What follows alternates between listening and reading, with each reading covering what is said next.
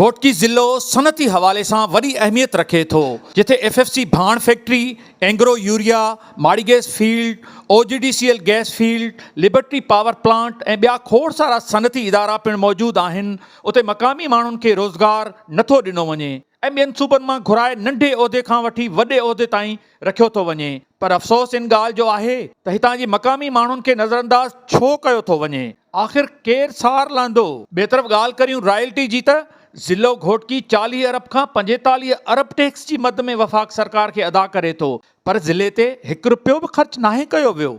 छा हितां जा चूंडियल नुमाइंदा निंड सुतल आहिनि? आख़िर केरु ज़िले जी परघोर लहंदो? इन में तव्हां कहिड़ी ॼाण ॾींदव? इन सां गॾोगॾु ही ताज़ो ई जेको हिकिड़ो करंट इशू थियो आहे त जंहिंमें हाईकोर्ट जेको आहे डिसीजन ॾिनो आहे त मक़ामी माण्हुनि खे जेको आहे रोज़गार ॾिनो वञे, उनजो स्टेटस छा आहे? उन में तव्हांखे बि DCs खे बि कॉल थी, तव्हां ॿुधाईंदा? बिस्मिल्लाहिर्रहमानिर्रहीम। सर, पहिरियां त मां तव्हांखे थोरो घोटकी ज़िले जे सनती हवाले सां बैकग्राउंड ॿुधाईंदो हलां त घोटकी डिस्ट्रिक्ट खे अलाह पाक जेको आहे कुदरती वसीलनि सां मालामाल कयो आहे। हिते जेको आहे 6 मुख़्तलिफ़ ऑयल एक्सप्लोरिंग कंपनीज़ जेके आहिनि मुख़्तलिफ़ वक़्तनि में कमु करे चुकियूं आहिनि। हिन वक़्त बि जेके वॾियूं ऑयल एक्सप्लोरिंग कंपनीज़ आहिनि उन में OGDCL, माड़ी petroleum company limited, OMV, spud energy जेके आहिनि उन्हनि जा वेल्स आहिनि ऐं उहे ऑयल एक्सप्लोरिंग ऐं गैस एक्सप्लोरेशन जो कमु जेको आहे असां वटि हले थो।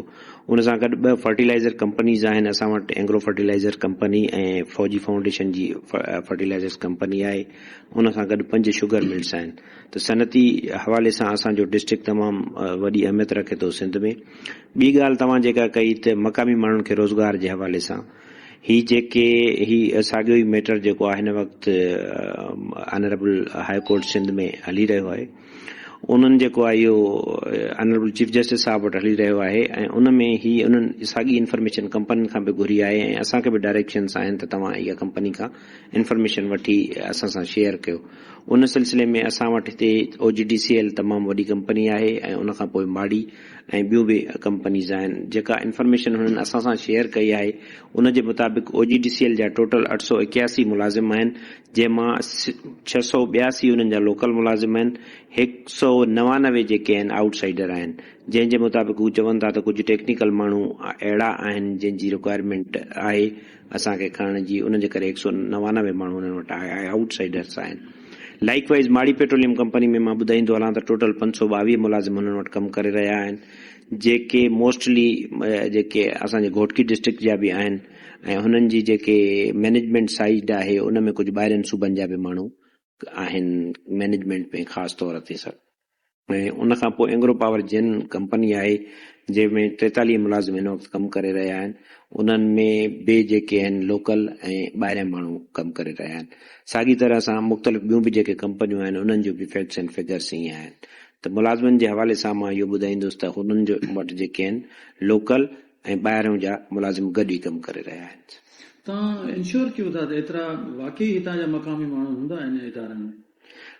जेतिरे क़दुरु असां सां हुननि नॉलेज शेयर कई आहे त जेके हेठे कैटेगरीज़ जो स्टाफ आहे उहे मोस्टली लोकल माण्हू आहिनि, छो त हिननि जी हिकिड़ी पॉलिसी आहे जंहिं पॉलिसी जे तहत जेको जिते बि वेल हिननि जो एक्सप्लोर थींदो आहे त उते हू 4 जेके आहिनि सिक्योरिटी गार्ड्स जंहिंखे असां चौकीदार चवंदा आहियूं सिंधी में, उहे जॉब्स प्रोवाइड कंदा आहिनि।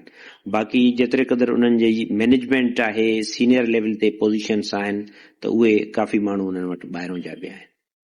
तव्हां कहिड़ा एफर्ट वरिता आहिनि इन हवाले सां?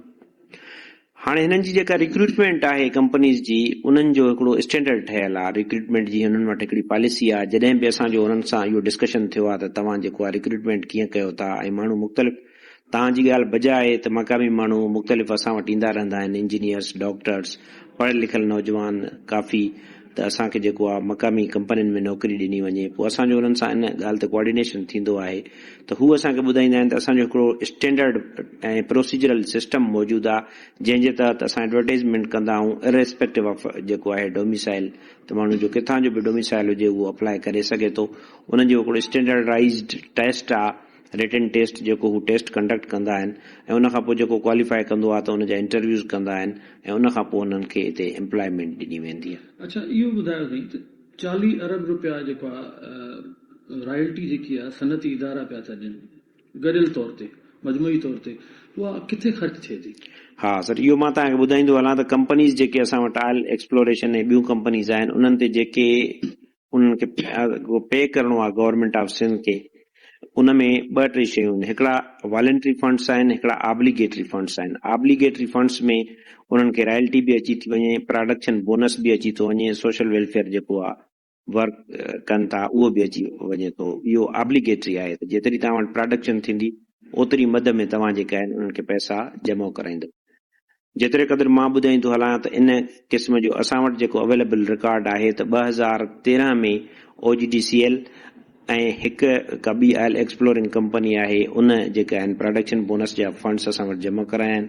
उन खां पोइ सोशल वेलफेयर ऑब्लिगेशन्स जेके आहिनि उन में माड़ी पेट्रोलियम, OMV, स्पड एनर्जी ऐं उन्हनि जेके फंड्स जमा कराया आहिनि उन्हनि जो बैंक स्टेटमेंट ऐं अकाउंट्स असां वटि मौजूदु आहिनि। उन खां पोइ अची वञे थो त वॉलंटरी जेके उन्हनि जा एक्सपेंडिचर्स आहिनि जेके डिस्ट्रिक्ट में हू वॉलंटरी तौर ते कनि था। जीअं हाणे ॾहरकी में हिननि जो टेक्निकल ट्रेनिंग सेंटर हले थो ऐं हिते जेको मीरपुर आहे असांजो तालुका उन में हिननि जो सोना वेलफेयर ट्रस्ट जो हिकु स्कूल आहे जेको KG खां इंटरमीडिएट ताईं आहे ऐं उन्हनि सां गॾु हिकिड़ी हॉस्पिटल आहे सोना वेलफेयर हॉस्पिटल उनखे चइबो आहे। लाइक वाइज ॾहरकी में उन्हनि जो जेको आहे सहारा पब्लिक स्कूल आहे हू एंग्रो फर्टिलाइजर्स वारा हलाइनि था। हाणे ही जेको वॉलंटरीली तौर कनि था त उन में डिस्ट्रिक्ट एडमिनिस्ट्रेशन खे हू लूप में कोन था वठनि। असांजी हिननि सां इहा ई ॻाल्हि हलंदी आई आहे ऐं इहा ॻाल्हियूं हलनि पियूं त तव्हां जेके ऑब्लिगेटरी फंड्स तव्हां ख़र्च कयो था इलाइक़े ते उन में घटि में घटि तव्हां डिस्ट्रिक्ट एडमिनिस्ट्रेशन खे लूप में वठो, छो त हर जेका डिस्ट्रिक्ट में डेवलपमेंट थिए थी उहा डिस्ट्रिक्ट एडमिनिस्ट्रेशन खे ख़बर आहे ऐं गवर्नमेंट जे इदारनि खे ख़बर आहे त कहिड़ी जॻह ते रोड्स जी ज़रूरत आहे, कहिड़ी जॻह ते स्कूल्स जी ज़रूरत आहे, कहिड़े ॻोठ में असांखे ड्रेनेज जी ज़रूरत आहे। जेकॾहिं हू असांखे इन लूप वठंदा त असां जेका प्रॉपर जॻह प्रॉपर एक्सपेंडिचर प्रॉपर जॻह ते करे सघंदासीं। पर अनफॉर्चुनेटली हिन डिस्ट्रिक्ट में ईअं कोन थो थिए। जेके बि वॉलंटरी फंड्स ऐं वॉलंटरी एक्सपेंडिचर्स हू कनि था त हू पाण सिलेक्ट करे पाण ई उन्हनि खे हलाइनि बि था ऐं उन्हनि फंड्स मां उहो हले थो। छो न इन में हिकिड़ी तव्हां इंफॉर्मेशन ॾींदा 40 अरब समथिंग जेकॾहिं अचे थो, ठीकु आहे, उहो डिवाइड थी थो वञे, हेॾे होॾे कुझु पैसा ॿिए तरीक़े सां ॿिए पासे बि वञनि था फलाई कमनि लाइ। पर जेको ही हिकिड़ी कमेटी जोड़ी वई डिस्ट्रिक्ट में DC साहब चेयरमैन आहिनि, किथे सेक्रेटरी आहिनि, किथे मेंबर आहिनि, उन जेको अकाउंट में जेका पैसा हू हुन जा जमा आहिनि ऐं उहो कुझु वरी सिंध सरकार खे बि वञनि था ADP में इंक्लूड करे हू जेको आहे पोइ DCs खे ॾियनि था त उहे तव्हां तरक़ियाती कमनि में ख़र्च कयो। पर जेका हिते असांजो अकाउंट में जेका पैसा आहिनि उहे किथे ख़र्च था थियनि? हा, ही थोरो तव्हांखे मां हिन जो बैकग्राउंड ॿुधाईंदो हलां त DGPC हिकिड़ो आहे डायरेक्टर जनरल पेट्रोलियम कंसेशन्स। हिननि खे जेका रॉयल्टी ऐं ॿियूं जेके बि शयूं CSR फंड ऐं प्रोडक्शन बोनस आहे त ही उन्हनि सां शेयर कंदा आहिनि। हाणे ही कंपनीज़ वारा चवनि था त असां जेको आहे ही उन जे थ्रू जेको आहे उते जमा करायूं था ऐं उन जो शेयर तव्हां ॾे अचे थो। पर असांजे अकाउंट्स ऐं बैंक स्टेटमेंट्स जे मुताबिक़ सिर्फ़ु 2013 में हिकु ॿिनि कंपनियुनि जेको आहे प्रोडक्शन बोनस जमा करायो आहे ऐं माड़ी गैस जा कुझु फंड्स असां वटि जमा थिया आहिनि 2016 में। उहे जेके बि डिस्ट्रिक्ट लेवल ते कमेटीज़ ठहियल आहिनि त उहे कमेटीज़ एक्सपेंडिचर कनि थियूं। असांखे टोटल हिन वक़्त ताईं जेको प्रोडक्शन बोनस ऐं हिन जी जेको आहे सोशल वेलफेयर ऑब्लिगेशन जी मद में तक़रीबन 84 मिलियन रुपीज़ मुख़्तलिफ़ कंपनीज़ ॾेई चुकियूं आहिनि। 84 मिलियन रुपीज़ मां असां जेको आहे मुख़्तलिफ़ प्रोजेक्ट्स ते विदिन दी डिस्ट्रिक्ट तक़रीबन 26 मिलियन ख़र्च करे चुका आहियूं ऐं उहे पैसा जेके कंपनीज़ ॾिना आहिनि वधीक तक़रीबन 54 मिलियन असां वटि पंहिंजे बैंक अकाउंट में पिया आहिनि, जेका कमेटी में पेश थींदा ऐं कमेटी जेको फ़ैसिलो कंदी, जेको डिसाइड कंदी त कहिड़ो प्रोजेक्ट खणे त उन खां पोइ जेके आहिनि उहे ख़र्च कया वेंदा। जी, कमेटी हिकिड़ी DG पेट्रोलियम एनर्जी डिपार्टमेंट जे तरफ़ां नोटिफाई थियल आहे कमेटी, जंहिंमें डिप्टी कमिश्नर हुन जो सेक्रेटरी आहे, चूंडियल नुमाइंदा MNAs MPs ऐं जेके चेयरमैन डिस्ट्रिक्ट काउंसिल उन जा जेके आहिनि मेंबर आहिनि ऐं उहा गॾु कमेटी वेही डिसाइड कंदी आहे त कहिड़ी शइ जी वधीक इफ़ादियत आहे, कहिड़ी शइ जी ज़रूरत आहे, उन में ख़र्च कया वेंदा।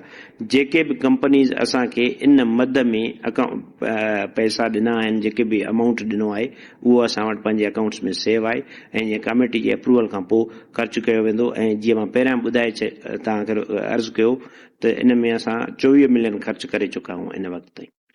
Thank U.